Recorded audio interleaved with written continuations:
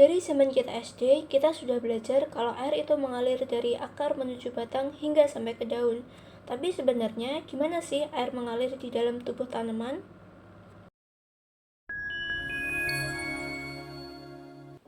Sebagai makhluk hidup, tumbuhan tentu tersusun atas sel-sel tumbuhan yang punya sitoplasma, membran sel, dan juga punya sesuatu yang nggak dimiliki oleh sel hewan, yakni dinding sel. Kumpulan sel ini nantinya akan membentuk jaringan tumbuhan, jaringan jadi organ, kumpulan organ jadi individu tumbuhan. Tapi untuk sekarang kita fokus ke level jaringan aja dulu. Nah, setiap sel di dalam jaringan ini nggak terpisah, melainkan saling terhubung oleh lubang-lubang kecil bernama plasmodesmata. Jadi, jaringan tumbuhan itu bukan kayak tumbuhan balok gitu, tapi lebih kayak saluran air yang saling terhubung. Nah, terus ada dua istilah yang dipakai kalau lagi ngomongin jaringan tumbuhan. Ada simplas dan apoplas.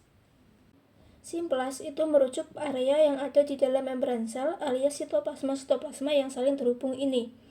Sementara apoplas itu merujuk ke area selain yang ada di luar membran sel, yakni dinding sel. Nah, itu kalau dilihat dari strukturnya, karena struktur selalu menggambarkan fungsi. Jadi kalau nggak bahas fungsi, nggak afdol kalau nggak bahas strukturnya dulu. Nah, balik lagi ke pertanyaan, gimana sih air bisa ngalir ke dalam tumbuhan? Jadi, air beserta zat-zat yang terlarut itu mengalir di tumbuhan melalui beberapa jalur. Pertama, bernama jalur simplas. Kalau jalur simplas berarti air mengalir di dalam sel tumbuhan dari satu sel ke sel yang lain melalui plasmodesmata. Terus ada juga jalur apoplas. Kalau jalur apoplas ya berarti air nggak masuk ke dalam sel, jadinya melalui sela-sela dinding sel tumbuhan. Kenapa bisa gitu? Ya karena di dalam sel itu sebenarnya nggak padat-padat banget gitu, ada rongga-rongga, jadi bisa dilewati air, ibarat kayak tisu gitu. Selain jalur apoplas dan simplas, ada jalur transmembran.